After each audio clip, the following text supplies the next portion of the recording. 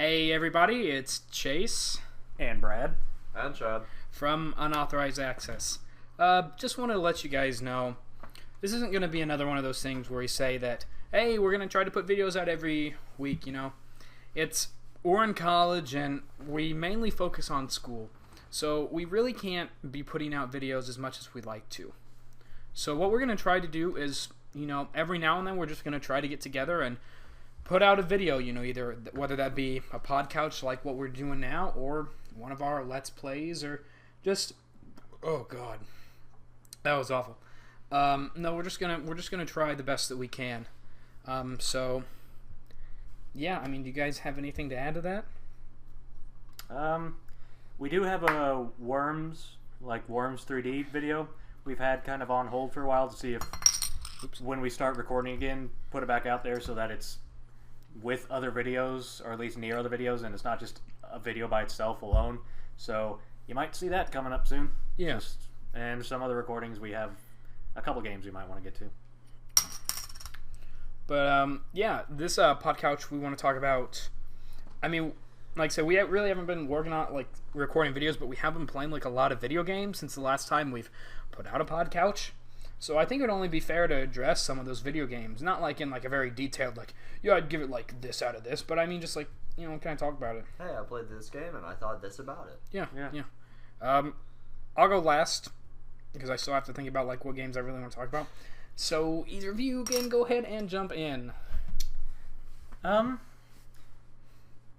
I have played recently, by recently I mean a couple months ago, a game that I've been meaning to play since the summer of last year, which was Porn Diaper Babies 5. Porn Diaper Babies 7.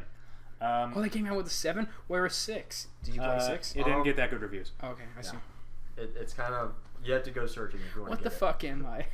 I don't know. Why did we respond to that? I don't know. You gotta Sorry, go with what- the flow. Gotta go with the flow. What game are you talking about? Bioshock Infinite. And this might seem like old news, but really, I kind of just played it recently, and I just got to the ending that blew everyone's mind, and it kind of did blow my mind. Like, Yep. I legitimately didn't get it for a while. I had to have a friend come over, visit, and while he was over, we talked about the ending, and once I understood it, I was like, oh, shit. Yeah, I haven't played it. I've watched friend. I've watched Brad play it. I've had it described to me a few times, and it's still really complicated. But oh my gosh, is Oh, it you good. mean just the ending? Yeah.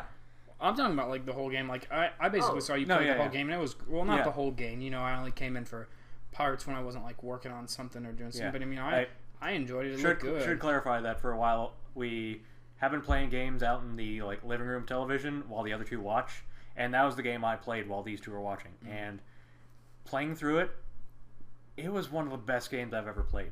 Like, really, yeah, like as far as story-based, like fully story-based games that the game lives and dies by the single-player campaign, probably the best I've ever played. No, I should say the Jack and Daxter series probably a little bit better, or at least I liked it better. But as far as like the quality of the story, the quality of the mechanics, the quality of the world around it, the world it built, probably the best game I've ever played as far as that goes. And you mean, to be honest, they really didn't change anything too much. Like the two new mechanics that they added in were the skyhook. Mm-hmm. Like that one thing was enough to just change combat a lot. Good lord! And then the thing with Elizabeth, like how you could call in like or you know, she'd do that little like, I guess like riffs? a phase, riffs, and just, you know, be able to call in different things. That, I mean, just those little two things were enough to change the game. Good lord, that those two mechanics made it like going into a big fight made it seem like an adventure. Like it was every fight was like an jump adventure. on the skyhook, be like, to adventure, skyhook. Yeah, I'd be like, I go into it, I'd be on the skyhook, you know, flying into it. I'd be like, what do I want to do? There's so many ways to do this. What do I want to do? I can set up here, get a sniper rifle, giant like whatever the handyman jump. I'm just like, get the highlight of that game the for me. There are two highlights of that game. Well, other than overall just Can you say the without story. spoilers? Yeah. Okay. The second one might be a little bit. The first one, there's a big battle fight, fight with a battle in it. With What are you it talking was- about? Look at the look at the Battle grammar. fight, battle fight, battle fight. I battle fight, and I can't really say what time it happened in the game because it was kind of in the middle of I was playing it. It was kind of midway towards the end of it. Just a big terrace.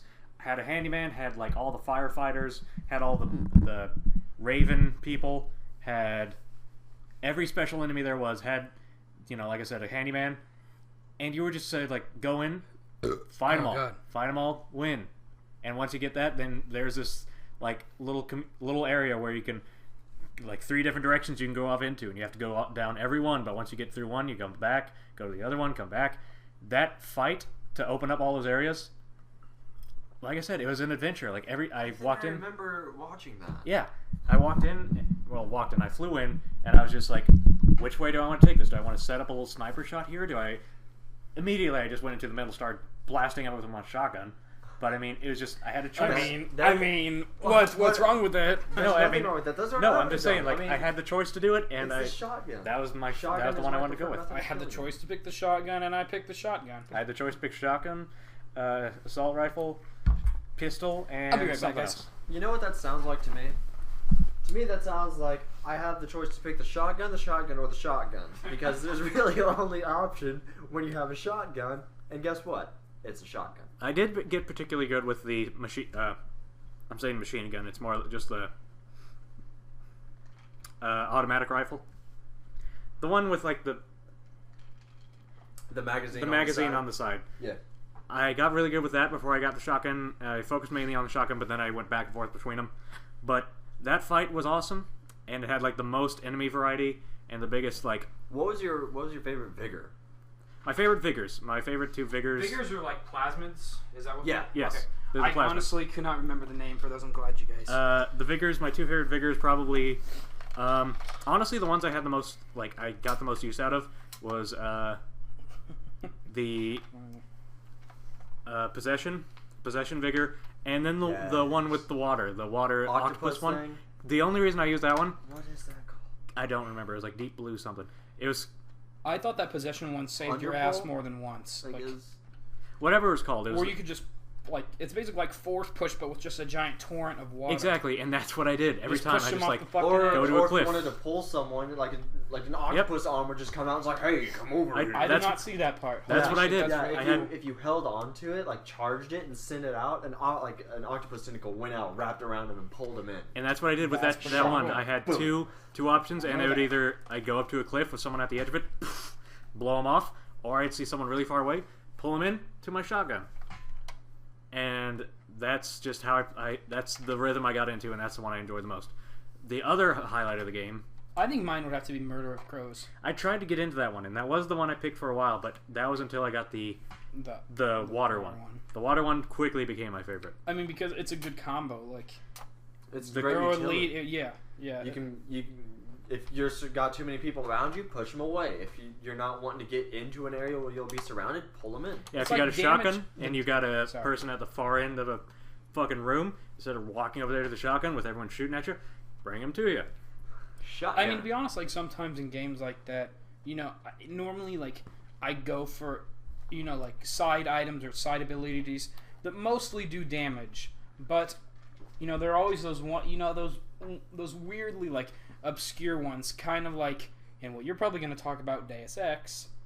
Like, how there's that one, there was that one boss where unless you had that one electricity ability, you would not be able to fucking beat that. But it was useless Otherwise. every other time. Well, I mean, hey, it was I'm not- helpful every now and again, but very rarely. yeah, there are some areas where it's like, it's you go through this with that electricity immunity, you'll get something you would never be able to get otherwise, and that'll help you.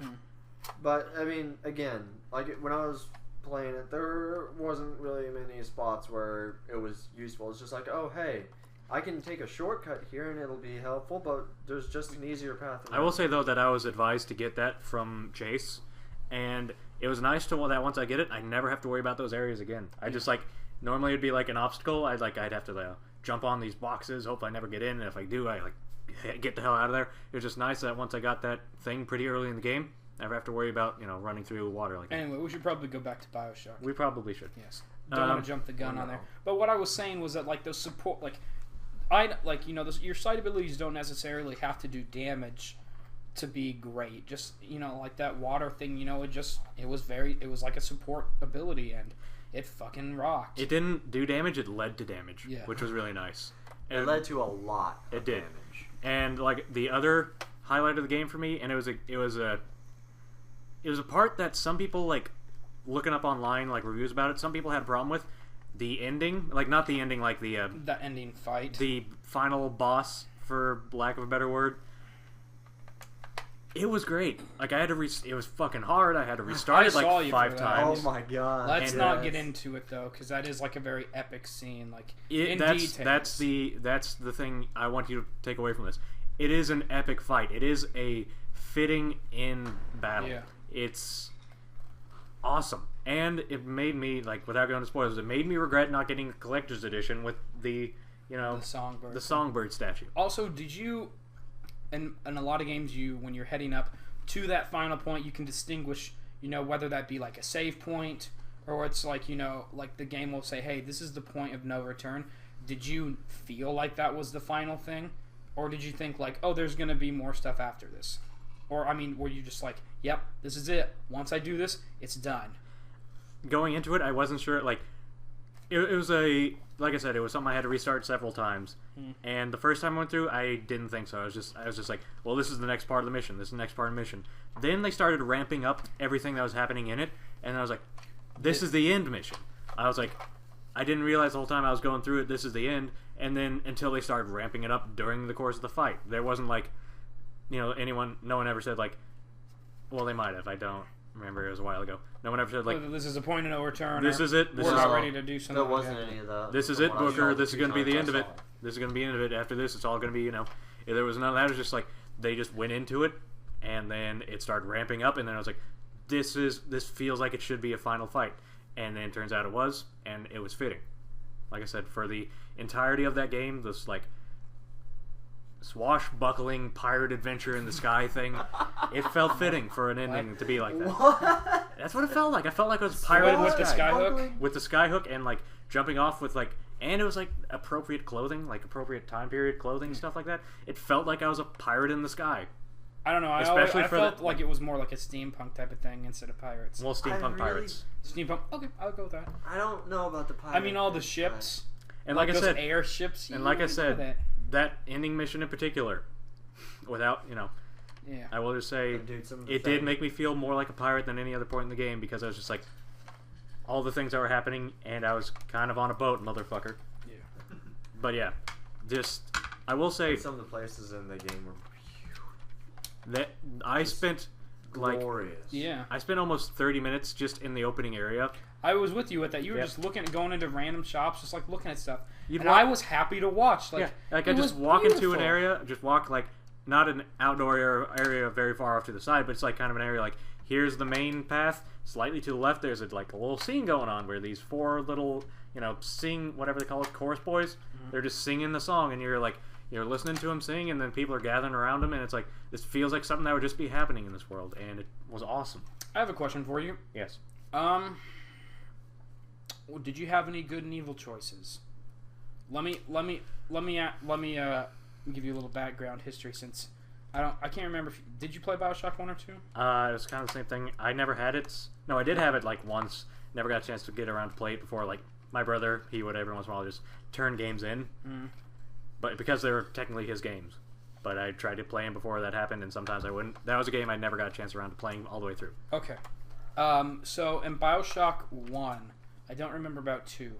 In 1, whenever you found a little sister, the main way you could upgrade your plasmids and get upgrades for stuff is something through the there was money, and then there was Atom, which that was the currency, the currency to upgrade your plasmids and shit like that. But you can only get it through Big Daddies and Little Sisters. But with the Little Sister, if you they're just normal girls, but inside them there was this parasite thing. If you ripped the parasite out, you would get a shit ton of Atom, but you would kill the Little Sister. But if you Dr. Tenenbaum gave you this thing that would let you get rid of the parasite without killing the little sister, but you get a lot less Adam.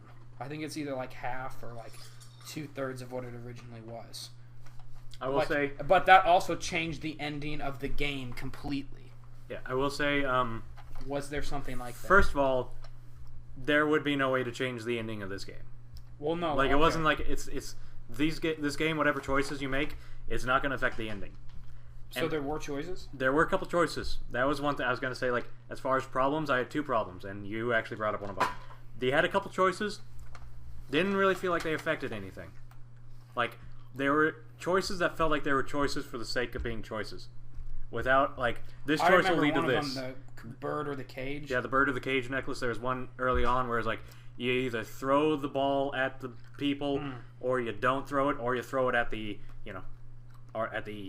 racist people who are telling you to throw it at the other people. Whatever happened, whichever one you choose, doesn't matter. You're gonna get caught. You're gonna, it's happened at the beginning of the game, so it's not spoiler, but you're gonna get caught. It's gonna, if you do decide to save them, they'll be there and they'll thank you for it. Like, they'll be like kind of around, just like, thank you for not, fucking being a racist jackass guy. But oh god, I almost threw up. Yeah. Oh god. Sorry. Stop. It's Burger King. Stop. So I mean, it wasn't the little choices. They didn't feel like they needed to be there really. And if you're you don't think it gave it flavor? Like, not really. Like, it would have maybe. The first one, it wasn't bad. Like, the fact that, it was kind of a choice and it helped. Like, it was like a cool situation. It would have helped better if they would have kept it out throughout the game. If they would have, like, brought those choices up more. Otherwise, it felt like kind of just like I said, choices for the sake of being choices. But then there, like I said, the one where you had to decide, like, the bird cage necklace or the bird necklace, that one felt completely pointless.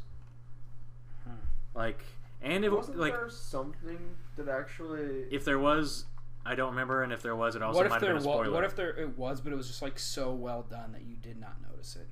I could have sworn that there was whenever you were talking. I mean, like, without playing the game a second time, you really don't. I mean, some of the choices you probably will, see, but without playing it, and that actually I kind of just changed my mind about playing BioShock a second time. My original quarry with BioShock Infinite and any of the BioShock games, to be honest, is, I don't think they had good replay value. Yeah, I don't know what the fuck I was trying to say. Replayability? Really? Yeah, there we go. No, it's replay value. Whatever, it's the same thing. No. Anyway, no, I never thought they would had like good replay value because I mean, you could predict what each choice would do, but in Infinite, like, what if those choices you did were so well done and so woven in that you didn't know that was the outcome of the choice? I mean, in the other games, like in Mass Effect, there's certain choices like, you're gonna blow up this star system, or you're gonna kill your friend. It's like those were immediate. Like, what if down the line in Infinite, like the bird or the cage thing, it did, like, not a huge situation, but something's, you didn't notice it, but it was somewhat important, but it was woven into the rest of the game just so well that you didn't know that was a factor of your choice. When you were talking to our friend about the ending, when I talked to him, I could have sworn, or maybe it was when you were talking to him, I could have sworn that he said something about that choice about the necklace had something to do with something down the line. I remember he said something like that, but he said, honestly, the thing he said, if I remember correctly, it didn't seem like something that would have been, like, necessary, really. Like I said, if, like, not only did it not feel, like, totally necessary, it also kind of, like, it got me into that mindset of, like, a game where if you pick the wrong thing now, like, it made me feel like there's a wrong choice to make here. You know what? No, that's why in Mass Effect 3, not gonna lie, I looked up the guide to how to save as many people as I could, because it seemed like at some points it's like the right option, like the good option, is what would get people killed. Like, there was a part, Chad, Mass Effect 3, he was a singing man. Well, he sung when he died. Anyway, you could save him, but you had to do an incredibly douchey thing. Yes. Like, again, we can't spoil it, but like, I can't pick like bad choices in games. Like, I can, but the thing is, something on that magnitude, is the repercussion. With that one, you get an attachment to that character. It's just like, it's like you're killing off or letting one of your friends actually go kill themselves. It's like you don't want to. It sucks horribly. But you just have to let your friend kill themselves. Is that what you're going? No, I know what you're getting at, but I will say that it was. I kind of want to bring this back later of the difference of what kind of choices you make in games and because when we talk about one of the games you played, Deus Ex, there's a specific thing about choices in that game that I want to talk about. But as far as this game was concerned, the choices didn't feel necessary. But then the other problem I had was and this is just kind of not something that affected my overall enjoyment. It's just something that if it wasn't like this, I would have enjoyed it a hell of a lot better. But I don't know, the shooting itself didn't seem like the strongest part of that game. The actual, really?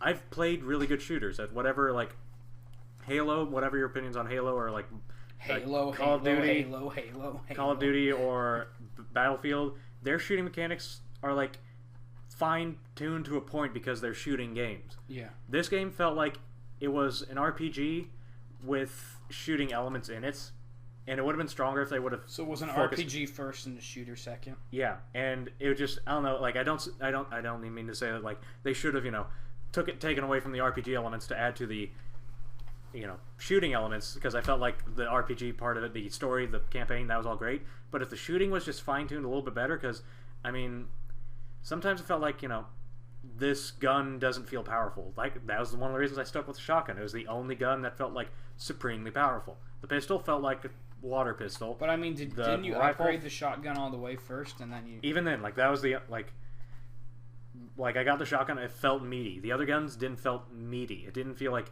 I'm shooting you, and you're this is doing an appropriate amount of damage for you taking a bullet. The pistol, I would have liked to shoot the pistol because it was semi-automatic. It had good range, had good ammo, boop boop boop boop. But it felt like pew pew pew pew pew pew. It felt like you were holding your finger, just pew pew pew. You're dead now, pew pew. And I would have liked it if some of the guns felt meatier. A tickle. A rocket launcher felt pretty meaty. I would hope so. Goddamn. But that was because it was a rocket launcher. Same thing with the shotgun, but with the rifle, not the automatic one, but the semi-automatic rifle felt pretty weak. I don't know what the name of it was, but yeah, the M1 Grand kind of weapon. That didn't feel very powerful. The pistol didn't feel powerful. The machine gun, it was kind of hard to aim that thing. But I don't know. That was if they would have fine-tuned that a little bit better, probably would have been one of my, if not my favorite games of all time.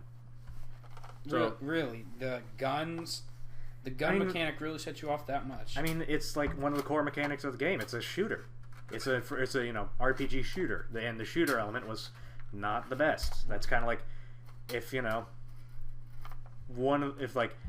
if it's a combination of two different genres. If one of the genres is kind of weak in it, it'd be a weaker game overall. It weakens the entire thing. Yeah. The chain is only as strong as its weakest link. In this case, good point. Like I said, it wasn't bad. I didn't go through it saying this is bad. I was going through it saying I wish this was stronger. I wish it was better. Then again, you were also going through it oh my gosh, the story.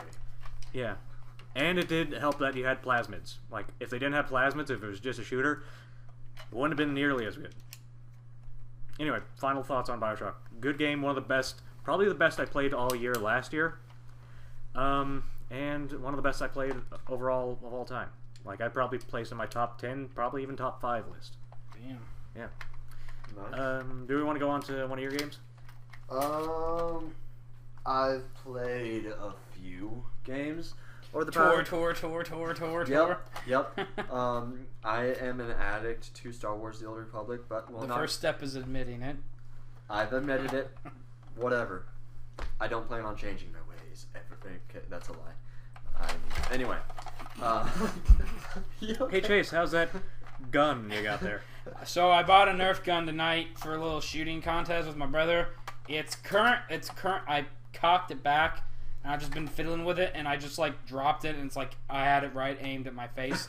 Hold on, I'm just gonna shoot it. There. Ow! Well, you didn't have to shoot me. I wasn't gonna shoot you. All right. Anyway, yeah, go ahead, man. I'm sorry. What game do you want to talk about? Deus Ex. Deus Ex. Deus Ex Human Revolution. Oh my gosh, that game was amazing. First impression of it, I actually tried to play it before. I played this a few months ago. I tried to play it like a year ago plus, and I had trouble doing it because games have to get me drawn in pretty quick, and I didn't give this one enough time at all because I really wasn't interested in playing it at the time. But the first thing that I said when I started playing was like, "Oh my gosh, this is nothing but black and orange. Yeah. I can't do this." That was one of the things. Like I was telling them, like I played it a while ago. I was like, Chad, was it you who brought it in or me? Well, I think didn't you have the game with you when you brought it? Yeah, he brought it in. Yeah, you were the one who had it, and I was like, you're like, I have it. Don't know if I'll play it ever, but I have it. I was like, Chad, you need to play this. And you like that was the big thing you're saying. Like, I don't know if I want it because I was playing it. It seems too black and orange. I was like, it's a style. Just play it. Just go for it. I was told by a great many people that this is a great game. The Deus Ex series is the person who first told me about Deus Ex Human Revolution. I think his #1 game out of everything he's played is I think the first Deus Ex game, and he just said you will like this. Just play it. So I got it. I never played it until like a couple months ago. A few months ago, yeah. Started playing it. Holy shit! Good game. It's good. Good game. Really good. The shooting on it, I really like. You have a great variety of weapons to go through. I feel okay. I'll get on this later about that. I felt bad using guns in that game. I mean, it's kind of like in Metal Gear. Like you can play Metal Gear Solid. Like in the old Metal Gear, you can't just run through with a gun until you unlock the Patriot, which is bullshit. Anyway, but what I'm saying, what? That's the sound they make when you get noticed. And they're like, "Bididi." It's like, boing. Yeah, like that. But no, like it's. I felt like that game should have been played like a Metal Gear game, like stealth. Well, no, that you can. That's in fact one of the goals of it is to not kill anyone. I know that's one of the goals, but like, I felt like it should have been like it. Like you shouldn't have had the option to. No, like I said, Metal Gear Solid 4. It's Metal Gear games are stealth, But in 4, if you want to, you can fuck the stealth option out the window. Like you can run in there with guns, and the game does not penalize you for it. It makes it's harder to get through stealth, areas stealthily, but you get rewarded for it. Yeah. But speaking of that game, hard to get through areas stealthily. There was one area I was honestly trying to not kill anyone. And I had gotten all the way up to this certain point, and it was just like, awesome. I can do it. I can see where I need to go. Like, I can see that this is where it exits from. Like, it was one of those vents. You crawl through the vents and you come out in this spot. And I'm like, that's where I need to come out of. Let's see if I can find out how to get there. Nope. 30 minutes, hour 45 minutes, nothing. So I'm just like, you know what? People are going to die. And then they decided to call every security person on that floor. Like, see, like I feel bad for like when I played it and I got stuck with the part where you go to Chinatown. Yep. Like that's where I stopped, or not stuck. I think Skyrim came out, which I stopped playing. Big amorphous blob of Skyrim. But if I would get past it, like get far in an area where it's stealth, and then I was like, shit, I got caught and I had to kill people, I would restart. Well, I felt bad, like not stealthing through that shit. Whenever I have free time again, I'm honestly thinking of trying to do a second playthrough of Don't Get Caught, Don't Kill. Yeah. Yeah, I will say that when I went through and played it, the first gun I picked, like the one they give you in the helicopter, I said, give me the stun gun. Not the long range one, but the short range one. That thing became my bread and butter. Like, I did the same thing that Chase did. If I I might have had to kill a couple people, not gonna lie. That's just, motherfuckers getting away, motherfuckers getting shot. But most of the time, ammo. I tried to yeah, ammo for that gun is really scarce. That stun gun. Mm. So if there's ever too many people that got killed, I'd try to restart it. And if there's any time where I could use that stun gun, I would use it. But I mean, it felt like, and this was something that, like, I'm glad, they gave the option of, you could run in and shoot everything. They made it harder to do stealth, but then they gave you more rewards for it. And that was what, like, I enjoyed going through stealthily, at least trying, to see if I could get those rewards for not killing most people. Mm. But then, when you do have to shoot some people, you that's kind of the way you went through it. It still was fun. Oh, yeah. Yeah, like, I'm not saying it wasn't fun. It's just, like, when I, like, killed people, I was like, I felt like I wasn't playing the game right. Like... I mean, I understand. I don't know. But Shooting people made the game feel easy mode. Like, it wasn't. It was not. There was still plenty of very difficult things in there, even with shooting. And I will say that going through stealth would be super hard. Yeah, I will say that what I was getting with that was just that, stealth might be the option that is harder but gives more reward. But it's good that they worked on the shooting to the point where even if you went that route, it was still fun to do. Like, I could imagine them kind of tacking on that shooting thing just be like be an easy mode button. But watching you play through it, it still looked fun. It still looked like there's a difficult, good challenge to it. And it felt like a viable option, which I'm glad they did that. It wasn't just like we tacked on these shooting mechanics just in case some person over there didn't want to be stealthy. It looked like they put a lot of effort into balancing the two. And I didn't. What do you think about the story on it? Like, did you think it had a good story? Or do you think it was kind of like jarbled? It had a great story. I loved it. Like, I thought, I don't even know how to describe it. It was just a good story. I enjoyed it. I will say that when I played through, and there's something I was talking to you about too, is like the character of not Malik. Malik's the pilot. What's the guy who talks to you? Pritchard. Pritchard's the computer guy. Yeah, I love what they did with him because you start off hating the guy. By the end, he's like your best friend. It's kind of like fucking a what's his name off of Game of Thrones? Jaime Lannister. Yeah.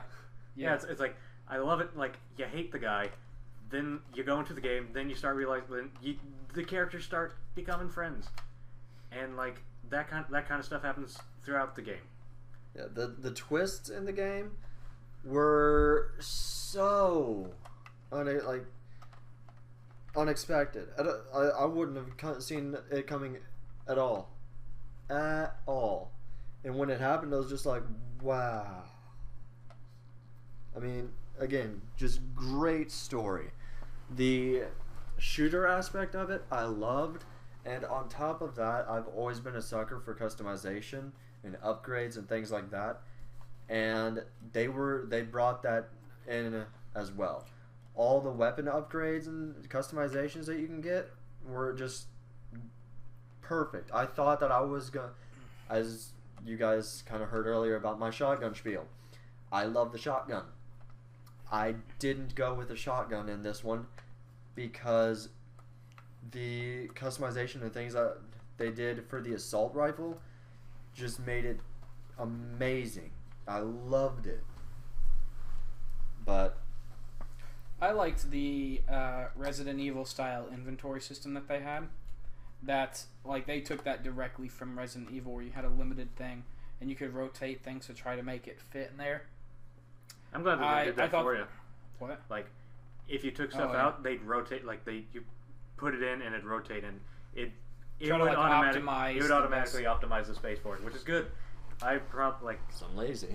I'm lazy, and that would have driven me up the wall. Because I mean, like, games where it's like, oh man, you have like infinite inventory on like.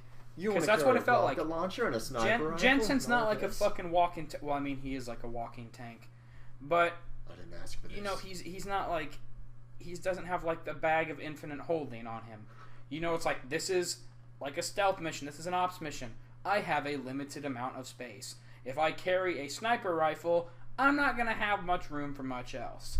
Yeah, like I will say that like in a lot of games with like a drop down menu of the like your inventory or like just a menu of inventory items where like you're like, okay, here's a grenade, here's a rocket launcher, right next to each other. They take up the same amount of space. This game doesn't have that. Like, it'll have a little grenade take up one space. It'll have the rocket launcher go across the whole fucking top. And see, that makes you, like, it forces you to make difficult decisions. You're like, well, I can have this rocket launcher. It doesn't have many ammo, but if I come across something big, I'll be able to take it down. But, you know, it's like, but in that case, I won't be able to hold ammo for my smaller guns, which I'll probably fight more smaller enemies, but, you know, I won't be able to take down those bigger things. Yep. Easily, so you know it forces you to make sacrifices. And one of the things that I loved while I was going through, we got to a certain point, and Chase, you just walked in. It's like, so did you see the big robots yet? Yeah. Like, no. And what do you mean? And all of a sudden, just what? Yeah. Oh my gosh! Like that, and that's you gotta play peekaboo with those motherfuckers. I did. I was a peekaboo champion. Dude, hide and seek because of those robots and the turrets and like not the mobile turrets, but like the ones that stay there and like rotate, and then the mobile ones too. EMP grenades became like gold for me. Like or hacking. Like the first thing I did was got my hacking up as far as I could. Yeah, it was like finding like gold in your cereal box. It was like I'm collecting all these. I'm collecting all the I'll drop shit for EMP grenades.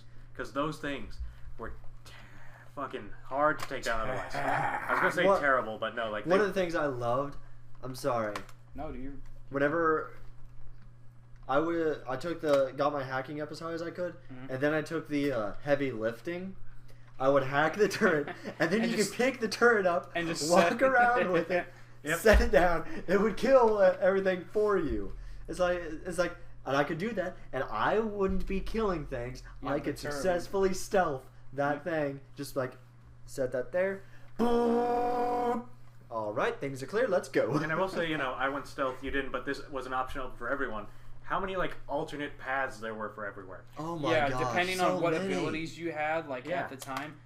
And it's kind of shitty because, I feel like you almost need to play that game a second time through and almost take notes, because when you go in an area, it's like, oh man, I really need the high jump ability or the double jump ability or whatever. It's like, oh man, I really need to fall down a lot. I need the ability that lets me kind of glide down. Otherwise, I'm gonna die. It's a very helpful game. It's a guide-friendly game. It's like what abilities to get at what time and stuff. Also, one thing that you said that I thought, I didn't exactly believe. I was going through one of the alleys. And there was that one spot, you were like, dude, don't touch that basketball. Don't touch the fucking basketball. People will get pissed about the basketball. I picked up the basketball, and I was just like, huh, alright. I set it back down. 3 gangsters already out there with the guns like, what do you think you're doing? Touching a basketball? Started shooting me. Just and what? It's like a thing you pick up, you're like, well, that didn't do anything ever. You drop it, suddenly it does everything. It's kind of like in Fallout 3, there's a little place by a train yard that's got a little stuffed toy bear inside a cart. It's a cart. And you pick up the cart, you pick up the bear, and you're like, oh, that's cool. Oh, no, and then there's a giant super mutant that just comes charging at your ass. Yep. You don't even need to pick up the bear. You can just open the cage, and suddenly that's where the super mutant behemoth spawns. Like, you touching my teddy bear. Holy fucking shit. It's like you wouldn't expect it, but there it is. Now can we go into one aspect of the game we all agreed upon? The boss fights. Hard. Oh, fucking shitty. Good God, really Lord. Really hard. Good God, Lord, holy shit. First one. Wow. That one almost seemed like it made you quit the game. Yeah, I almost when I first played it, I was like, this is stupid. That was the first night I played it because it was a weekend when I got it, and Will, my old roommate, went home, and I stayed in that Saturday night because I just got it. Yeah. And I was playing. I was like, I got to that part. I was like. Maybe it was 1 in the morning. I was just going until I decided to stop. That was what made me stop. To the point where I was just like, I don't want to play the I don't want to pick this up to stop for the night, not stop altogether. Mm-hmm. But I was just like, I don't want to fucking play this tomorrow. I was planning on playing it tomorrow. It was really fun until this fucking boss fight. It's so much bullshit. It was more hard than it needed to be. The second boss, I almost felt unprepared for it. Oh yeah, oh definitely. They're that boss is just like, all right, I'm new to the game. I haven't played it before. I'm still working on things. Let's I hope go. you're wearing a chastity belt. See, the thing is about that boss, it had one strategy. Get close to you, shooting at you, then throw a grenade at you. It'll work every fucking time. It doesn't matter what you do. It'll work. It'll work. It'll work. They'll fucking shoot at you, running at you. He'll walk slowly at you, shooting at you with his Gatling gun. You'll get hurt. You'll get about close to dead. You'll hide. There's a grenade there suddenly. Then you have to run away. Then he's shooting at you again. That's his one strategy. But it works. It worked. It killed a lot of me's. It's like, I mean, you didn't need more than that strategy. There wasn't winning against that strategy. No, it was ridiculous. I mean, like compared to the last boss was like hopping over fucking fences. He was throwing grenades. He was like shooting at you. He was like had that big fucking gun that killed you in one shot. I don't remember the last boss. Oh, that's right. That son of a bitch. The invisible guy who EMP'd you. He had a bunch of different strategies. This guy, Gatling gun. So you said you would think that boss was harder than the final one? Yeah. Really? I'd say it was harder because the final one. I felt like I was more prepared for it, even though he did take away my everything. I felt like I gotten through the second boss. Once you got that fucking upgrade, the electricity immunity. That second boss was kind of cake. Yeah, I mean, it was still difficult of a fight, like trying to get her so she doesn't just like, oh hey, now you're dead. Yeah, but that first boss it's like the last boss is difficult, but in a way I would expect a final boss to be. That first one is difficult in a way that just comes the fuck out of nowhere. Yeah, you'd expect it to be last boss difficulty. Yeah, I mean, it's like it's basically saying, oh, so you've already been playing the game enough to know what's going to happen and how to do it. And you know what? I felt like the people that play tested the game, or people that play tested over and over. Like, so I'm betting this is what happened with the play testing. Like, the play testers they like beat that boss so many times, like in its early stages, that they knew how to beat it. And they were just like, oh, okay, nothing wrong with it. But they never went back and, like, nerfed the difficulty of it. They were just like, yeah, now, we know how to beat it. It's like, but there's not, like, even a point where it's like, oh, here's some health stuff, here's a few AMPs, here's some more ammo. It's just like, just going to walk down this corridor. There it is. I will there say, he is. They had the rooms to the side, which had, like, a bunch of different supplies. Not very much and not very good. Did you have to have like a hacking ability to get in there? I felt like they helped a lot. That was the only way I could win. But it was a pain getting there. They were on opposite ends of the room. You got in one like pretty quickly because it was directly to your left. You got it. You got the stuff from that one. If you needed more, fucking go over to the other side of the room, princess. That guy's gonna be shooting at you the whole time too. Princess. And they're not safe zones either. No. You can go in there. You can sit there for a little bit. But sure enough, there'll be a grenade coming in, then you're running out, then there's a Gatling gun. Yep, and if the grenade's not there, then he's just going to be standing outside the door like, you're trapped. Although I should say there's a third... You're like, get me out of here! There's a third aspect to his strategy. When he gets next to you, suddenly half your health is gone. Because he just picks you up. He picks you up. Punches you and throws you. Because it's like, you got to stay away from him, but not so far that he'll throw grenades at you. That's why by the end, I became a master of shooting those fucking fire extinguishers. Yep. And stunning him. That was you become a master at doing that by the end of that fight. Yeah. By the way, that's how you beat that boss. Otherwise, you're just like a god with a shotgun and just like know how to get close to him and dodge bullet fire. Yeah, like that was the hardest. I don't know if it was the hardest fight of the game as far as mechanics, but it was the hardest fight as how long it took to beat and how just unexpected it was. And the boss fights overall were just kind of like they're just like, here you go, players, fuck you, deal with it. But I mean, it was a challenge. It was definitely a challenge. It was close to the point where I didn't want it to be a game that I was going to play anymore. Yeah. But that was around. I feel like yes. I feel like that is something game developers should work at. I'm sure the people that even work for those game companies have played video games at some point in their life, or they've been playing them all their lives. And you guys have been playing games for a very long time, since you were little. So when you play a game and when something is done bad, you can tell. Like, I mean that is kind of the thing of like, if you're super like close to a project, you don't notice its flaws. And that's like kind of a problem. But that's what playtesting is for, and that's what they get people to do for their job, is to make sure that they're doing a good job with their job.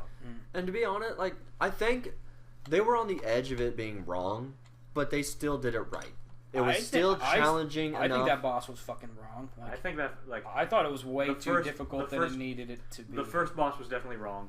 The second boss, I would say, was just wrong in the sense that it all hinged on one ability that if you had, didn't make the fight worth having. But then the last boss, I felt like I said, the last boss, it was difficult. It was like, throw your controller against the wall difficult, but it felt like it was appropriate. I raged on that boss. Kind of like the Bioshock end part. Like, yeah. It was hard, and you died a lot, but you're like, I will not give up. It was the difference between hard to the point where you want to give up and hard to the point where you don't want to give up.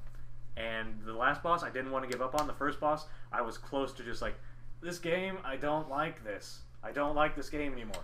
That last boss didn't have me feel like that. But I mean, I'll tell you what though, the feeling when you actually beat that motherfucker, it's one of those things where you like put the controller down, you're like, like take out my dick and spin it. I'm so like one of those like, where are the streamers? Woo! Get some party poppers. Let's do this. I will say, I'm gonna dip my balls in honey and have a good time. What? I mean, I don't know what you guys do when you beat something hard. Yeah, I dipped Chase's balls in lava. What was it? Honey? Honey. Yeah, I said honey. Okay, I thought you not said lava. No, for some reason I said lava. That's not a good time. I mean, what? It takes all kinds to rock the world, mate. But I will say, kind of going into the ending, and this was something I noticed when I played it through. Whereas we were talking about Bioshock, how we were talking about Bioshock, how did you make a diaper with your belt? You either made a chastity belt with your belt, or you made a diaper. I don't know. Why don't you? I want to see you put that on. Put your diaper on. You got your phone. Take a picture. Take a picture of his diaper. Can you get it in there? No. I mean, it's become a belt again. Nope, couldn't do it. Anyway, Chad made a diaper out of his belt. You can't see, but I'm very amused. You amuse me. Anyway, as you were saying. Dance, puppet. Dance. Go.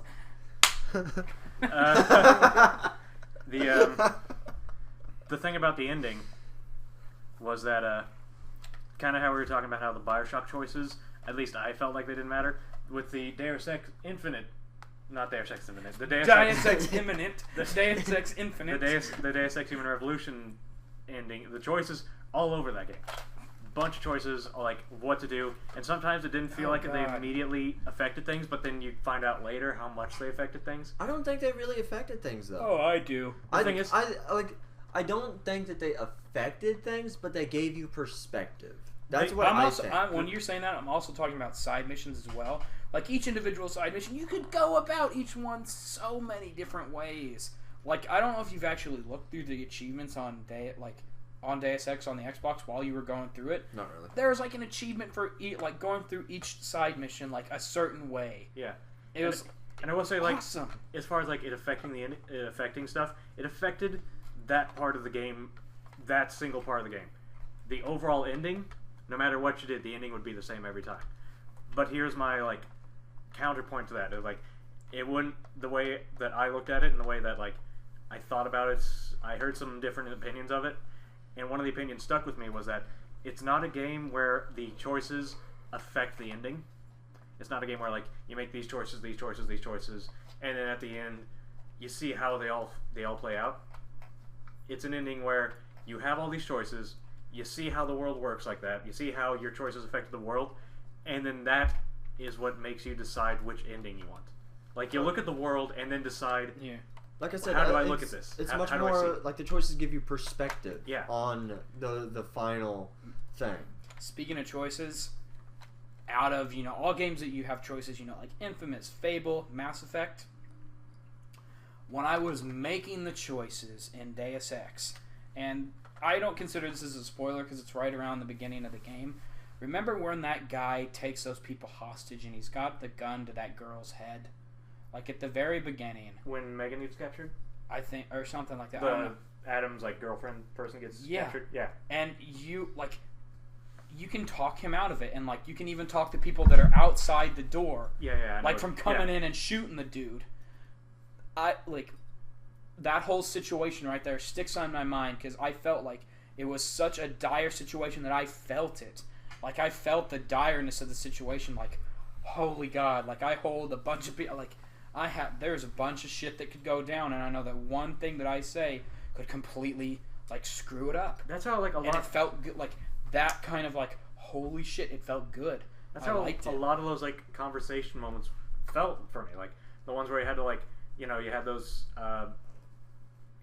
augments that let you shift like the ones that were conversation based. I went into those hardcore because I wanted those conversations to work out perfectly. If I got it where like I would have it kind of good but also kind of bad, I'd restart it. I'd always save like before I would think like I'd go into something, or if I didn't save and I still like I'd have to start at the beginning of a building and run all the way through, I'd go back to the beginning of the fucking building and just make sure to save the next time I ran through. Like I would strive to get the most beneficial the situation that I thought would be most beneficial. Yep.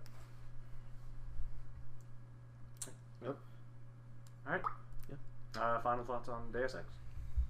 Incredibly good game.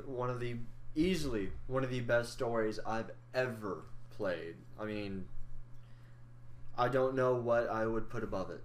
I really don't. As far as story? Huh? As far as story? Yeah. Definitely. Mass Effect? It was good. Except for the last thing. No. We can do this another time. We'll do it another time. I have my qualms with the Mass Effect 3 ending, but I liked it. I honestly did. So... But yeah, you said you love the story in Deus Ex. Yes. The story in Deus Ex was easily just wonderful. Like... There would be certain things that I would pick up and just be like, yeah, this one was better or something. But no, Deus Ex easily in the top. Okay. In the top. As for gameplay, I loved it. I loved the inventory system. I loved the customization of the weapons. I loved the variety you had to do all the missions, stealth, combat, whatever. It was just easily a great game. Yeah, it was. And because of the whole stealth thing and me not doing that, I would give it replay value. Yeah. Alright, so I know you guys have been talking about one game in great detail. I actually have 3 games that I want to talk about. The first one, I actually, last semester, I bought a Wii U. And this was because, I like the idea of like the touchscreen like controller thing. And the new Super Smash Bros. Game is going to come out on that in the 3DS. And, I really just wanted a Wii U. I want to support Nintendo. I don't want them to die. The game that I'm going to be talking about for the Wii U is Super Mario World 3D. Fucking love that game. And, no, I mean, you can go through it one person by yourself, which is what I did originally. But the multiplayer, that is what this game. That's the game's bread and butter, is the multiplayer in that game. And both like Chad and Brad, and I mean my girlfriend's friend, Jack used to be on the show. We all played the game like in and out, and that's a nice feature. You can drop in and out at any time while you're playing, but it's just great. There's so much variety in the worlds, like different abilities. I mean, it's the music. The soundtrack was so good. The one like the fucking carnival world. The first aristocrat or something like that. World. That's the name of the boss. Yeah, was aristocrat. The music for that. Yeah. The one It makes Chad jizz every time he hears it and breaks out. It is jizzy breaks jazz. Out in the song. It's goddamn. It's really good. It is some jizzy jazz music. I will say though that the fucking as far as like graphics are concerned, the Wii U, it's like on the level of like 360 games, or not 360 but like 360 PS3. I'd say like PS4 and Xbox One are above it. Well, yeah. But the carnival world is one of the coolest looking worlds I've ever seen, and not like graphically like impressive, but just like it's cool artistically. It's got such a cool style to it. The last thing, the last boss fight, that whole, which I gotta tell you, that's one of my favorite. Like, it wasn't even, I don't even consider it like a fight. You really didn't even like do anything like an It's like a chase. It's like a chase scene. It really is. And that was just great. Spoiler alert, Mario saves the princess. Whoa, man, why'd you ruin that? Hey. I'm sorry. I felt like we couldn't talk about this game without talking about the fine details of the story. Well, not Mario doesn't save the princess. Fairies. Princess Peach is with them He the whole fucking time. He saves the fairies. Yeah. But, I don't know, like, what I'm trying to say is the game was good, but the fact of playing it with you both made it even better. Because, there was a game where you worked together to face a common goal. Yeah, I'm going to do that since I'm... you faced to get a common goal, but at the end, whoever had the most points got a crown. That crown did not do anything. It didn't unlock anything special. It was just a token saying, hey, this person got the most points that level. And you know what? We fucking fought over that. Fuck your friends time. Fuck your friends time. Like, there was a point... for those of you who don't know, whenever you hit the flagpole in multiplayer, you only have like maybe 5 or 6 seconds to get the flag. Yeah. 3 seconds. 3. You have to get to the flagpole and grab it, otherwise you just pop up in a bubble. You don't die or lose a life, but you don't get those ending points. You don't get the end points, and you don't get like a little like cutscene where everyone dances. If the first person gets to the flag at least 3 seconds before everyone else does, he'll be the only one that gets the end points. He'll be the only one dancing. Everyone else is right behind that flag, like, hey. Every boss fight there was no enemies in between us and the flag, and that was called Fuck Your Friends time.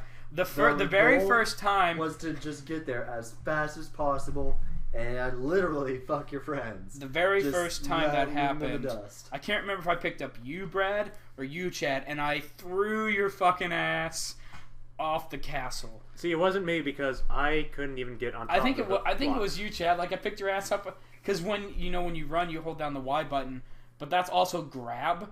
So I would pick you up and I'd just run, and you'd be like, "Let go," and I'd be like, "Okay," and I just threw you off the thing, and you died, and you didn't get in. You died. You are horrible. I hated you for that. Hey, just fuck your friends. I will say, as far as fuck your friends time is concerned, if you want your own fuck your friends time at home, pick Peach. Peach can fucking float over everyone. She'll jump and float to the top of the fucking flagpole every time.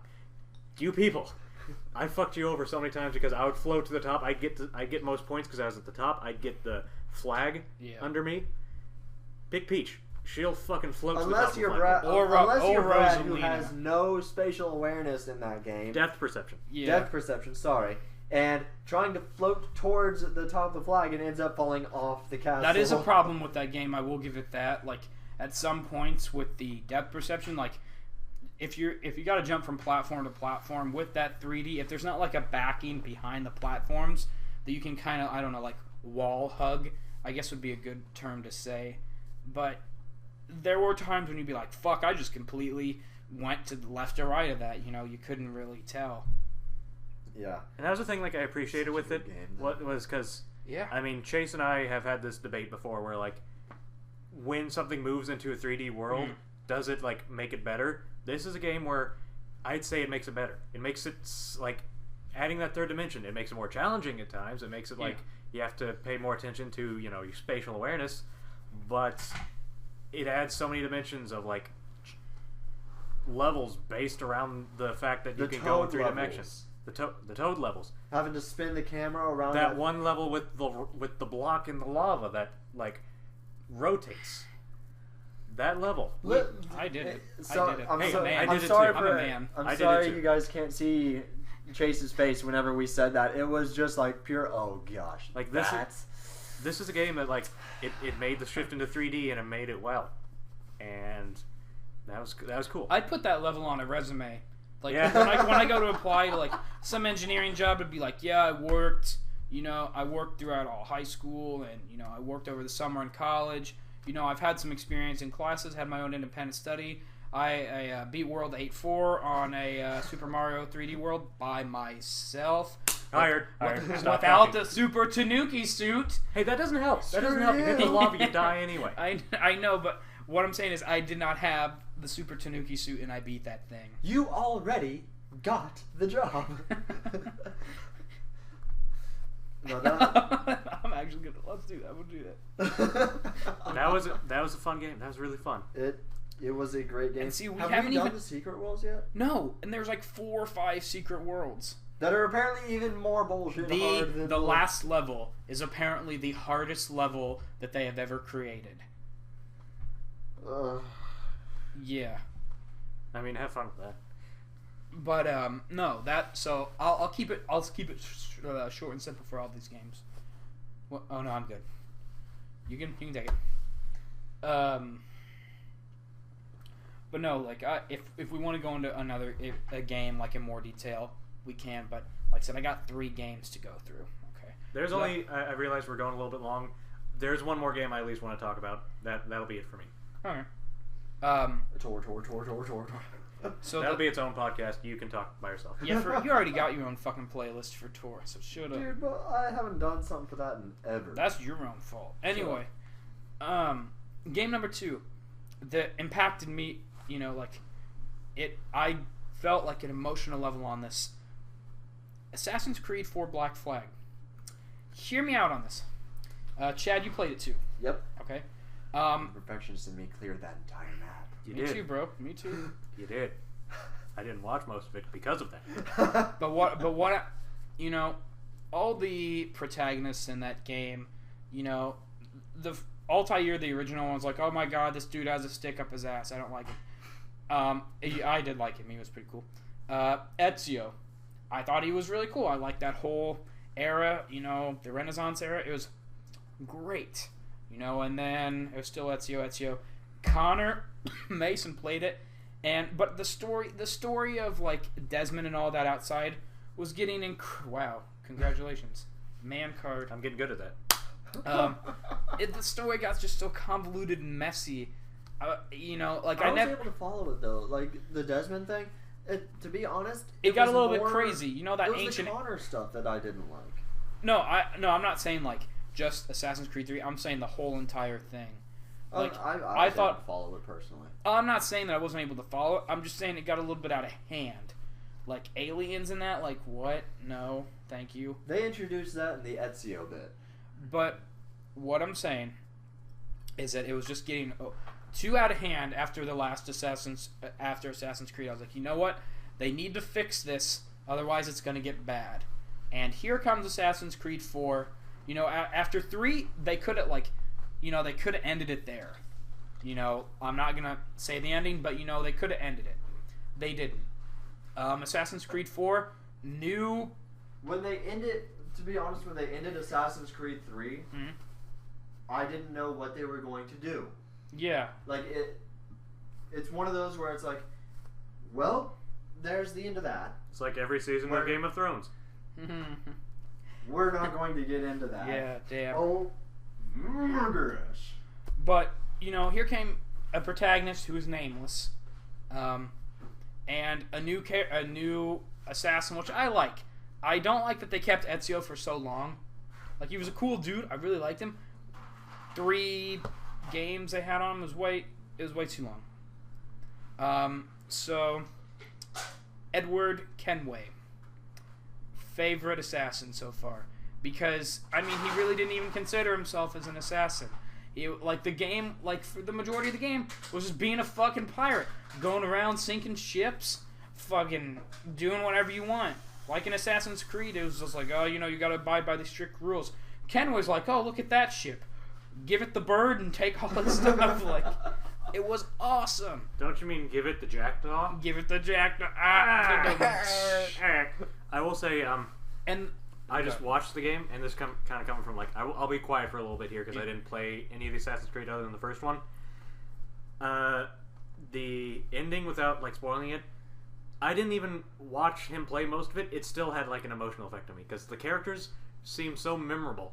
Like even just watching it, that thing when he was walking down the and like just that whole like ending sequence when that girl was singing, where you met your. Remember? Hey. Girl was singing. People were there. Oh, Yeah. Yes. Like I didn't even watch most of the game. And it was just like, oh. Yeah, that part even got me. Like, I was like, oh, that was cool. Yeah, and I will say that song, it's an awesome song because I have it on my fucking iPod. It'll make me cry just listen to it myself. And you had it on your iPod before, like without even knowing it was in the game. Yeah, that was a pretty cool coincidence. But like, just watching him play it, like the characters themselves, like all throughout the game, not just Edward, but like the main characters beside him, like the progression of them and the progression of them, that was like they were some pretty memorable like, characters. Kid and Captain Blackbeard, and Blackbeard, Blackbeard. the like portly like statesman guy who you met at first. Yes, I remember him. Yeah. What is his name? What is his name? Bonnet. Steed Bonnet. Steed? Yeah, Steed Bonnet. Anyway, like I said, just watching that, like the characters were really memorable, even from an outsider looking in. So that game had some. Adewale. Even me, like I'm God, I love that a lot. Well, and the expansion or the DLC. I didn't play the expansion. You can play it if you want. I've got it. I still have it downloaded. Anyway, regardless, yeah, very memorable characters. Yeah. The actual like assassin part, that map was huge. Like, I mean, the city, like the actual cities, it felt like it was about a normal Assassin's Creed game with the amount of like big cities that they had and all the stuff in there. But the open world, to me, it honestly felt like they went back to Assassin's Creed 1 style map with that. 'Cause, I mean, yeah. In Assassin's Creed 1, you didn't obviously have just a bunch of cities. You only had 3 cities with. And there's just a bunch of open area around. Exactly. But riding around on a horse sucked ass. It felt like. But on the boat, like that whole ship and naval combat system in 4, all the shanties was great. Oh, the pirate shanties. Like it never felt boring. Like, it never felt boring going to point A to point B. And the skyhook. Yeah. But like you could fast travel to places, and there are times where I just wouldn't want to, just to freaking drive the boat. Gotta put it in first gear. Put it on the clutch. Hit some gas. I will say that's a very like Skyrim type of game where like you can fast travel. Sometimes you won't. You don't want to. You'll just walk there, see what happens on the way, and that's a cool feeling for a game. Like, and I loved it, and I felt the overall, like the outside story when you're outside the Animus. Thought that was done very well, and the little twist, like at the very end, did not see that shit coming at all. Nope. And I kept on telling you, I was like, hey, you get to that part where you get out of the Animus, like trying to be all vague about it, and you're like, no, not yet. And I was sitting with you, and like when you were doing it, I was just trying not to just like give you one of those like dorky smiles. And throughout all of it, I was like, man, I like this guy. He's so cool. And then at the end, it was just like, you so. I just wanted to be like, he's an asshole. He's an asshole. No, he's a douche. Yep. I mean, we can't spoil it anymore, but like it's. Yep. Just the whole combination of everything, it made me like fall in love with the Assassin's Creed series again. I just remembered what you guys are talking about. Sorry. Yep. Yep. You can see it though, right? As someone who wasn't even playing the game, he was like, I completely agree. Like it was just a combination of everything. Normally I don't pay a full $60 for games. That one, I pre-ordered that bitch on Steam. Like that thing was downloading the night it came out. I was so excited to play that game. It's Assassin's Creed games generally are. I list them in in the upper end of games I've played. That said, are all of them up there? No. Yeah. Not even close. Assassin's Creed 3 is actually one of my least favorites. Assassin's Creed 1 I still like. I'd place it above 3. I'd probably place that one above 2 as well. You place 1 above 3? Yeah. No, sorry. You'd place 1 above 2? I've heard a lot of people say the opposite of that. 2 is my favorite. And they introduced so many new mechanics, like because everyone's like, "Oh, 1 is so repetitive and stuff." Blah blah blah blah blah. I'm not saying 1 was bad. Like I liked 1. I know. I'm saying I just liked it because with 1, you were in the middle of like the assassin era. Like that was when they were kind of at their strong point.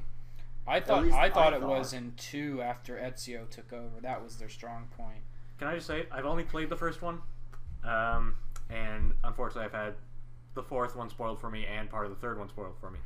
But when I played through the first one, I enjoyed it, and then when I got to the end, for some reason, I felt like my enjoyment kind of just poured out. Like, I didn't enjoy it anymore. Like, by the end of that game, the ending came along, I was just like, alright, whatever. I don't know what it was. That first one, I enjoyed it most of the way through. 3/4 of the way through, I just started, like, not liking it anymore. The reason I like, or one of the reasons I like number 1, is that all the cities have their own, like, assassins hangout, right? Mm-hmm. What was the only way to get into that? Through the roof? By being an assassin. Oh, okay. In any of the other games, they had front doors. It's just like anyone could walk in there, and you kind of have to disguise it. With the Assassin's Creed 1 games, all the hideouts, you didn't really have to disguise it that much. You were the only people that were really going to get in there were either guards that were walking along the rooftop and stumbled in, well, you just killed them, or an assassin. Mm-hmm. There, yeah, go ahead. I mean, you're gonna hear like in the auto just like a ruffle of clothes, just like. But no, I like that. I like how for each of those main contracts that you had on that one, you had to build up to it. You had to get information from here and here and here. Yeah. And you had to work through the assassin, whatever those buildings were. Yeah. You had to go through there and say, all right, well, here's this person I'm needing to get. What do you have? Like, what can you do to help me? And they'd say, well, we have information, or there's people saying from this, saying this, and here and that, and blah blah blah.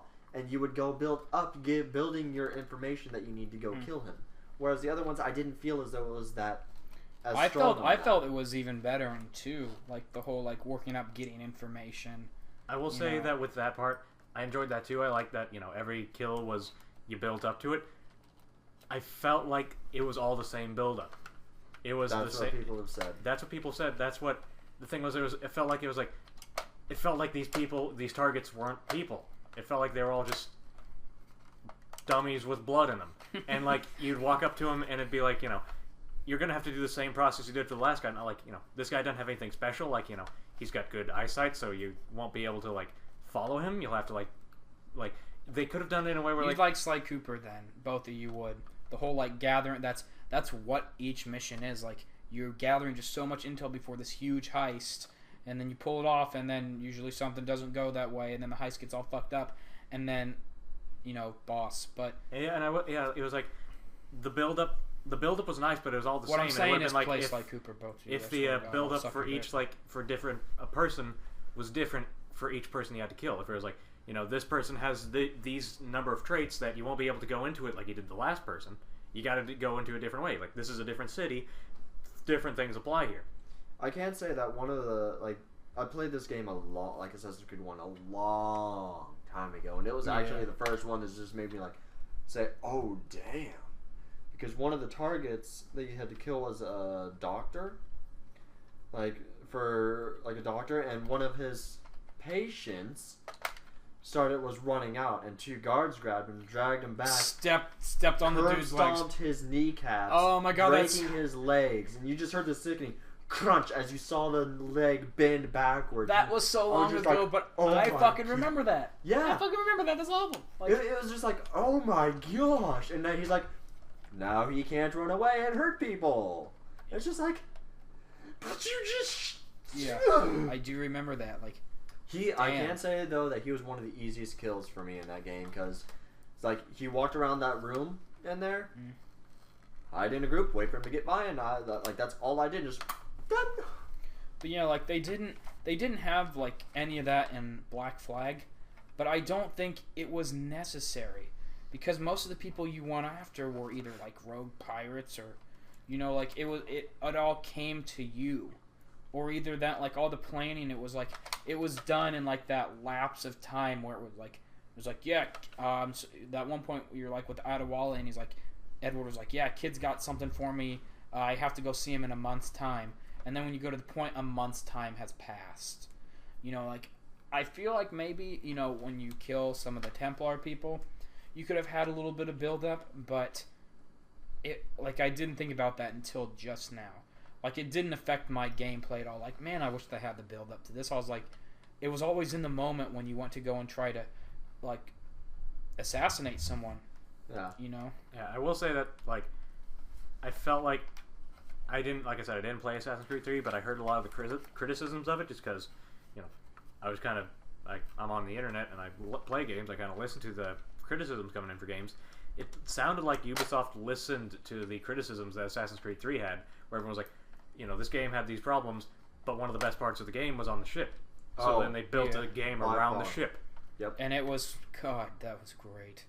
What I've always said that this is one of my biggest issues with 3, and everyone's like, why? I didn't like the voice actor for Connor, and I know that it was an actual Native American. Were you gonna say actual ass Native American? Actual Native American. Props to them for that. But there's voice actors for a reason. I'm sorry, I couldn't stand it. Did he just sound like one of the that we watched an episode of South Park where the band Korn guest starred on, and they didn't sound natural, just sound like they sound like people. They sounded like they were trying to be funny with it. Like they sounded like they were trying to be like old Scooby-Doo episodes, because that was what they were mocking.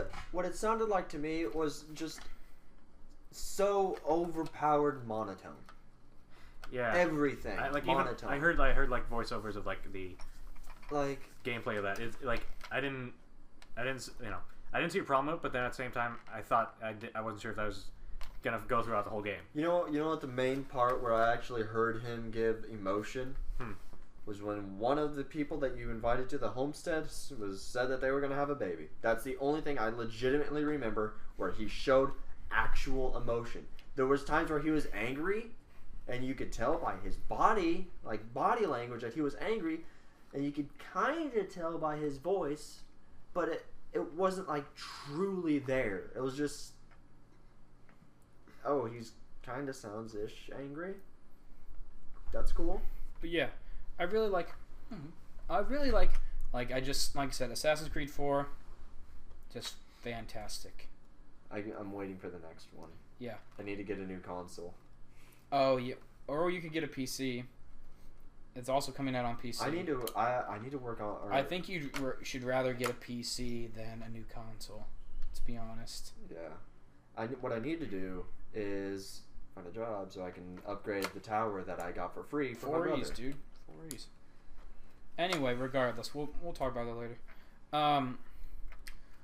Last game, and I just finished it. Arkham. No.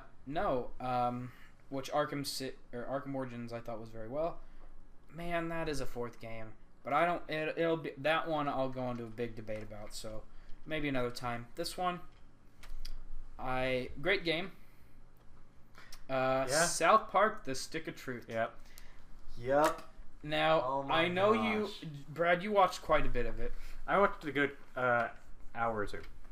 A good couple hours at least. Okay, so maybe you didn't watch a good. I didn't watch a lot of it because I was kind of busy. You watched a hell of a lot more than I did. Yeah, but what I'm saying, I'm a huge South Park fan. Yes. And before I say this, if you weren't a fan going into that game, there are a lot of references that you just would not get, and that could be the downside. They really relied heavily on that people watch South Park, but I don't think people that wouldn't watch South Park would, get that game, just be like, oh man, so there's a South Park game coming out? Oh, I'm going to get it because it's an RPG. No, you're going to get it because it's a South Park game. I have heard people who aren't fans of the show still find the humor funny. There are still things that it's really funny, but one of the main characters' closets, if you go and open their closets, there's no item you can grab from there, but it shows items from past episodes and people. Yeah. But I mean, it was the actual RPG element to it, very good. I don't want to say it was like baby's first RPG. I could compare it to Mario, Paper Mario, how you would select the commands and then you'd have timing, prompts. Yeah. That was a big thing of it, and you can guard it by hitting the A button when they're about ready to attack. Actually, it is Paper Mario. The combat system is very Paper Mario-y. Where you'd run into enemies on the map and then you trigger just an in scene fight. You had 4 different classes: the warrior, the mage, the thief, and the Jew. The Jew. I picked the mage. Each weapon and like armor had like slots where you could add benefits or like enhancements to each thing, and you could pick those in a certain way where they'd benefit your class or whatever in those abilities. Like I had this one ability where I had like shot a Roman candle at people, and every time I did fire damage it would restore my magic, and it was a multiple hit attack.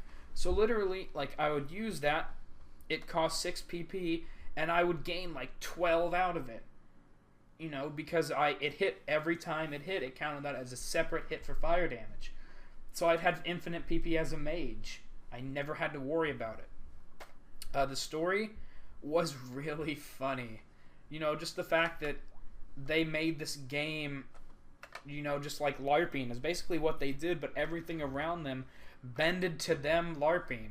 It's the South Park kind of thing where the kids are doing a thing that seems like, something kids would do, but then everyone reacts to it like it's what's actually happening. And they make references to other game styles and like other games like Nazi zombies. Canada. I'm so goddamn fucking sick of Nazi zombies. And Canada. And yeah. Canada's its whole own thing. Yeah. Yep. I liked Canada. The way they did that, it was great. Yeah. And then going from to and from Canada. Yeah, it was just like he's like, you can pass now. And just it's really fucking impressive how much they emulated the show. How much at times the game looked I like the forgot show. I was playing a game. It felt like I was watching the next season of South Park. If they were like, nope, we're not gonna make the next season. The next season is that game. I wouldn't have a problem with it, because I finished the game. I looked at it. People were saying that it took like 30 hours on it. I don't know how. I spent 14 hours on it. Yeah, honestly, it seemed a little shorter than I was expecting. But to figure out if a game was worth it, I multiplied the hours I put into it, multiply it by minimum wage, and if it's more than what I paid for the game, it was worth it to me. So when I paid $65 for it, 8 times 14, it was definitely more than $60. I don't know math at the top of my head. 92. And it's just like nice to have 112 quality hours, like not like there was never a dull time, and I actively searched out, like by the end of the game there were 30 Chim Pokemon. I had 29 out of 30 with like just by going through the game, and the level cap was 15, but all the enemies scale with your level, which I realized that. So let's say you went into like you were later in the game and you never reached 15. You're only like level 12 for some reason. Well, the boss is scaled to level 12.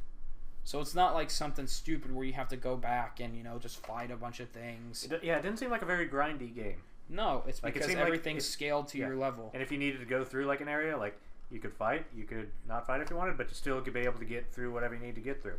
Yeah. And like I said, it felt like watching a show.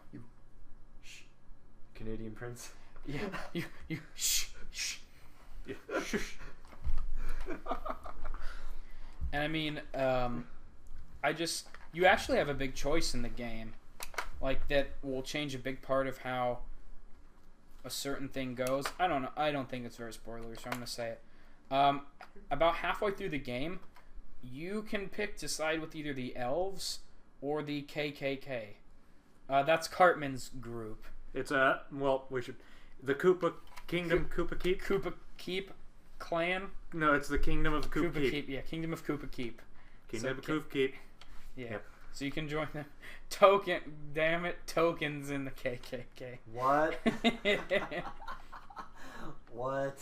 I swear, like at some point, like when he's going to, like when you recruit him from his house, he's like, "I'd give my life for the KKK." I was like, "Token, no." You no, don't Token. know what you just said.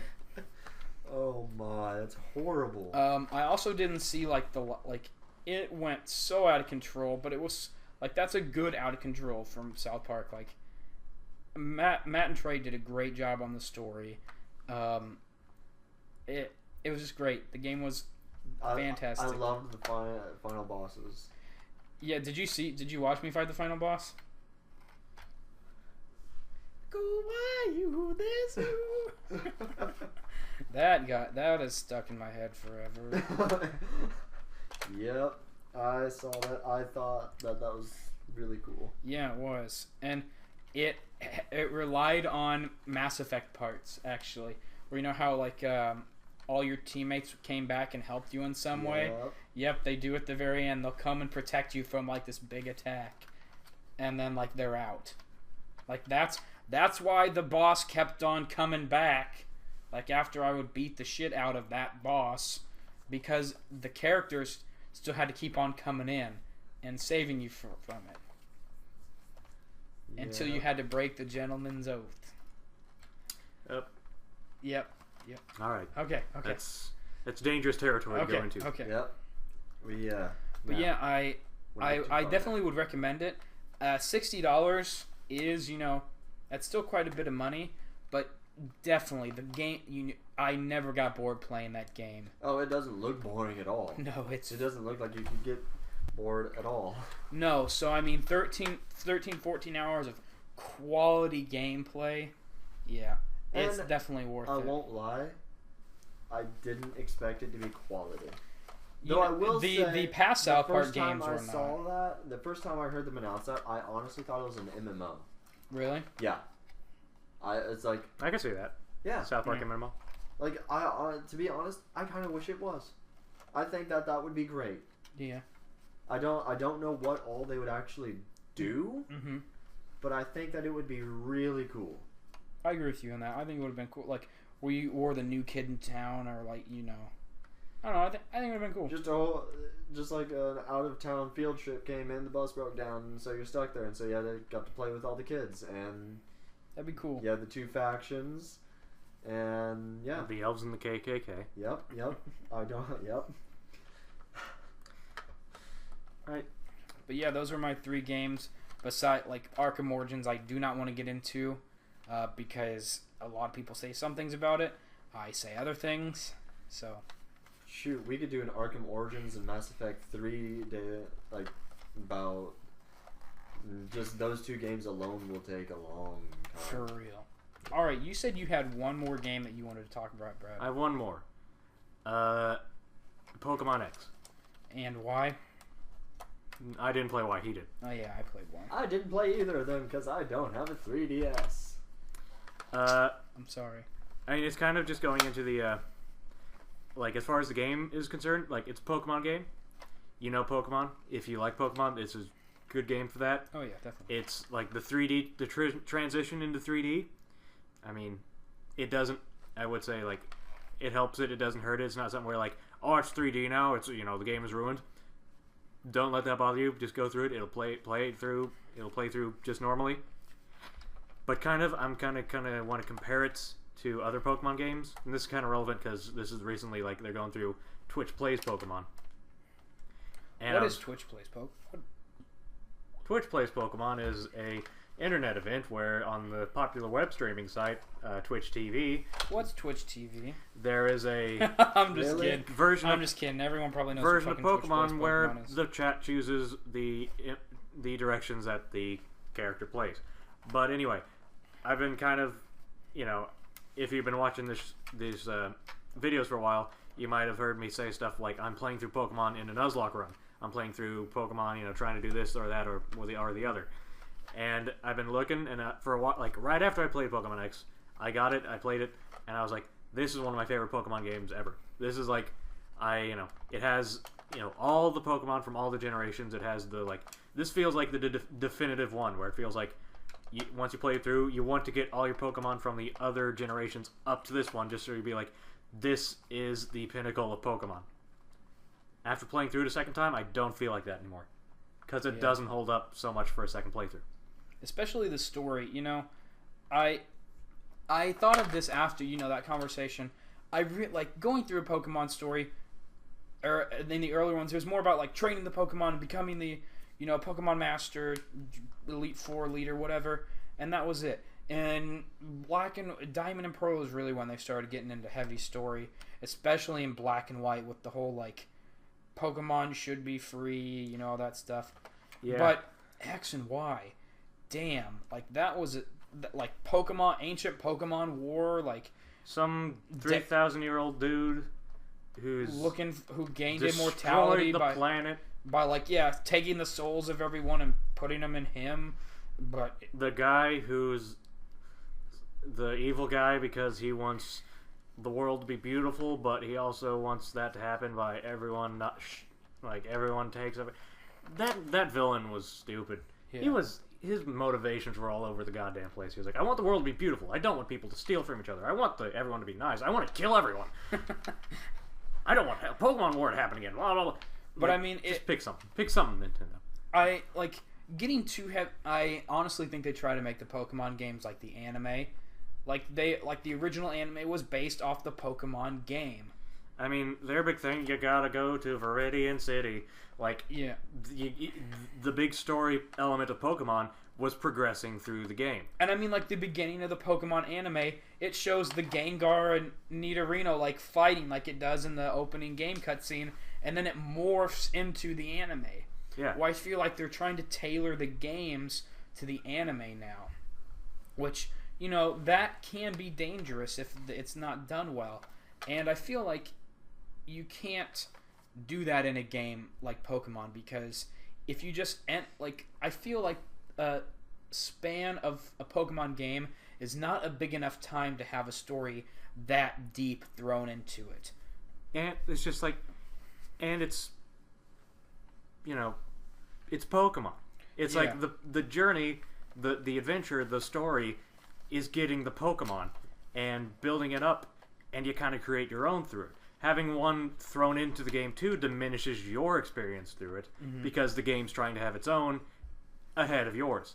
It's like, this story is more important than what you're doing with your Pokemon. Kind of like how Twitch made their own story with all the... Twitch made their own story. If you play through, Nuzlocke, you'll create your own story. If you just play through normally, you'll have a deep bond with the ones you end up bringing to the Elite Four and beating it with.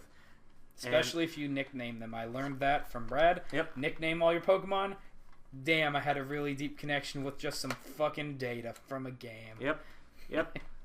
It's weird. And then if you do Nuzlocke and you have to get rid of it, just no. If you Nuzlocke it, fucking keep them in the box under a graveyard box. Don't throw them away.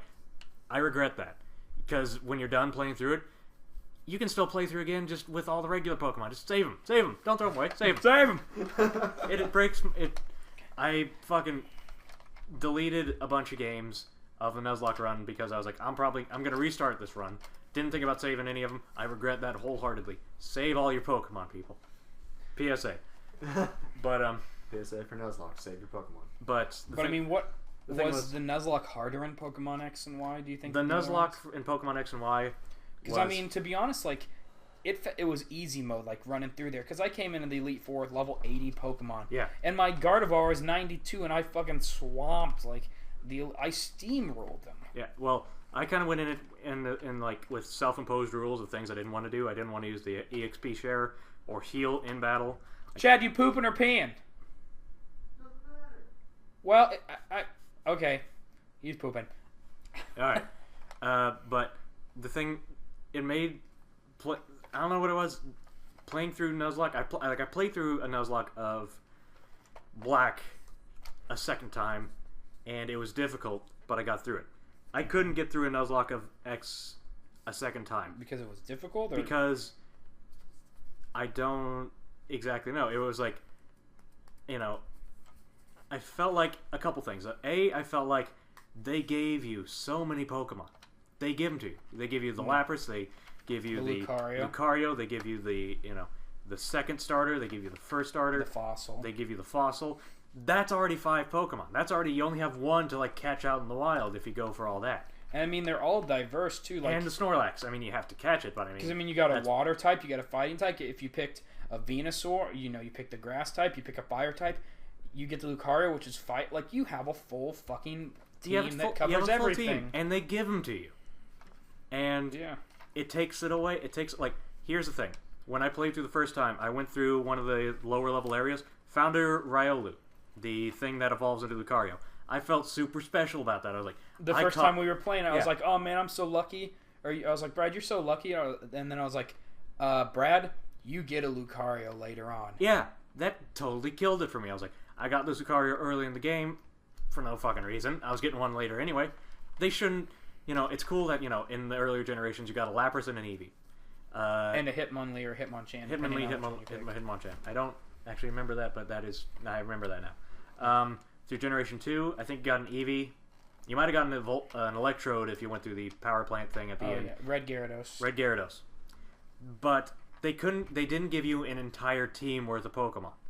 And the Pokemon that they did give you, it wasn't like, Pokemon you could find in the wild. So when you did find them in the wild, you were like, well, that's kind of pointless. I'm going to get one later anyway. Like an Eevee. Like, remember when we found an Eevee in the wild and we were like, holy crap, like... Yeah. But then we were like, wait, we found an Eevee in the wild.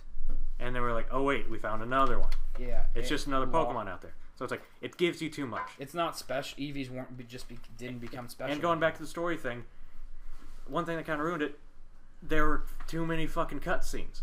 Like, Pokemon isn't a game of cutscenes. This game had a fuck ton of cutscenes. Yeah, it did. And the one that talked about the Pokemon War and all that shit. And I was like, wow. You don't realize that until you play through it a second time and go like, I already know this is all happening, but they still got to explain to you anyway. It takes up so much of the game. Not just like long cutscenes, but like I wanted to punch every single one of my friends in the face by the end of the goddamn game.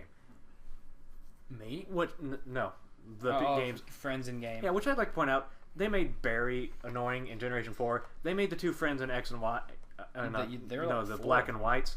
They made the ones in black and whites. They made them pretty annoying. And then what did Pokemon do? They added 3 more. Fuck you, Pokemon fans. Fuck you. We'll add more annoying friends. But they're all in the show. Really? Yeah.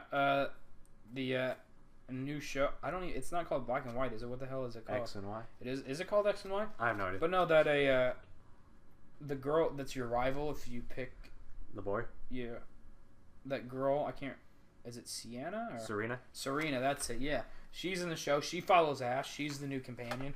The dude from the electrical gym, like in the Keyload City, is that at the middle one? Mm-hmm. Yeah, Luminous. Yeah, he follows Ash around. I think like he's a big part. It's gonna be like Iris, where it's gonna be like, oh, you're a gym leader. I've been all the gym leaders just like to go to Ash. Like, hey, you want a badge for power in my gym? Okay. Anyway, regardless. But I was just saying, like, I'm gonna go and play through probably Diamond a second time through, just to see. You're just locking it, right? Yeah, I'm gonna see if like I'm legitimately just falling out of Pokemon, like falling out of the. I really hope not. Or if it's just X and Y just doesn't have good replay value. I'm going to see that, and hopefully, I do enjoy it because if I do enjoy it, I'm probably gonna get Fire Red and Emerald. Oh, yeah, I'm so happy. I might get Emerald. I'm so happy. But it's just. I don't know, X and Y, it was a really fun game, and, I enjoyed playing through it, and I enjoyed the fact that, like, I can have all my Pokemon collected there. What do you feel about the Fairy type from that?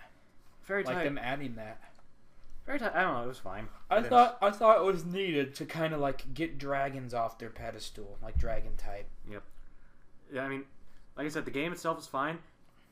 I had playing through it a second time. I'm not sure if it held up a second time through. All right.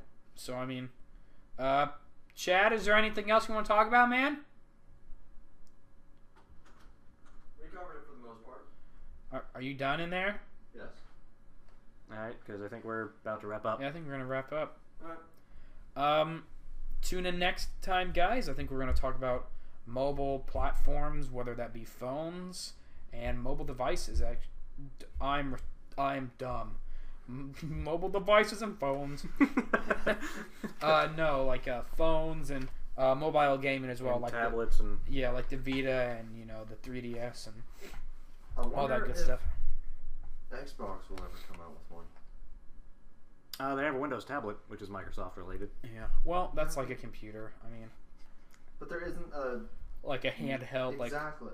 That's true. So that could be something that we could discuss. Maybe. And I want to talk about the Shield. Yeah. Oh gosh. What do you mean? Oh gosh, it's awesome. Anyway, we'll save that for next time. Thanks for tuning in, guys. We really appreciate it. This has been Brad, Chad, and Chase with Unauthorized Oh my gosh. Unauthorized access. Thanks again, guys. Goodbye. Bye. Have a good night. Day.